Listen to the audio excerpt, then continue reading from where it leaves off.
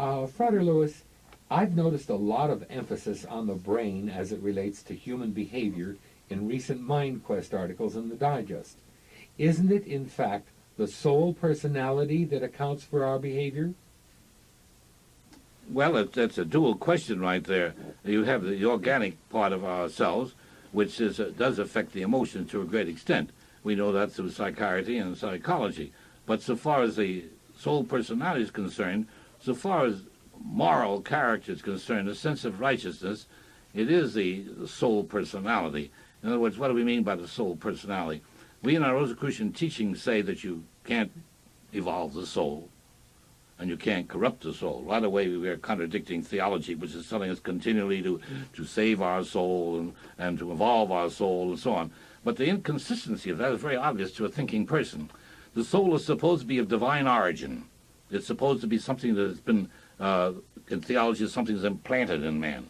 Well, if the soul is divine, just how does man, the little finite being as he is, how is it in his province to corrupt the soul, or how is it in his province to evolve or perfect the soul? He can't. So the personality really is our reaction to our soul, to our what we would call our conscience. As we react to our feeling of righteousness and good, our personality evolves and comes more in tune with the soul force within inside. We have used in our monographs an analogy which I'll mention right here.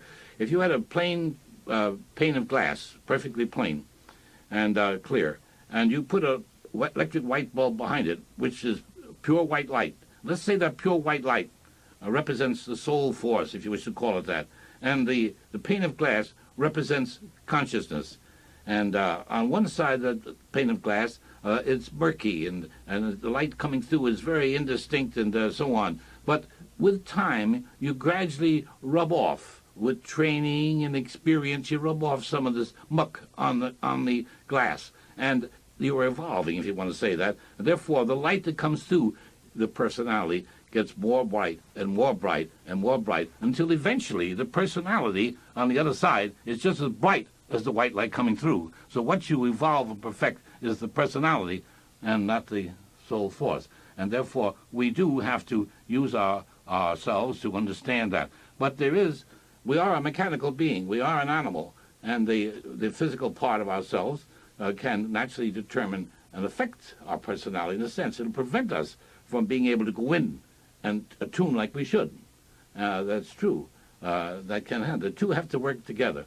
In other words, in the Rosicrucian work, contrary to many other ideas, we don't look upon the body as an evil thing and a corrupt thing and so on like that. No, the body is the medium, the vehicle for the spiritual side, the soul, if you wish to call it that, and so on. And it is a very important factor. It is not the complete thing. It is only a part of the thing. And therefore, if you give yourself over to the body, the material side only, you're neglecting the other. On the other hand, if you do like some of the people in India sit cross-legged on the Ganges and letting yourself be diseased and everything else, believing you just have to turn in and devote yourself entirely to the inside, they're neglecting the body. After all, the body is a result of natural cosmic laws. Man didn't make it, and therefore man doesn't have a right to destroy it or ignore it.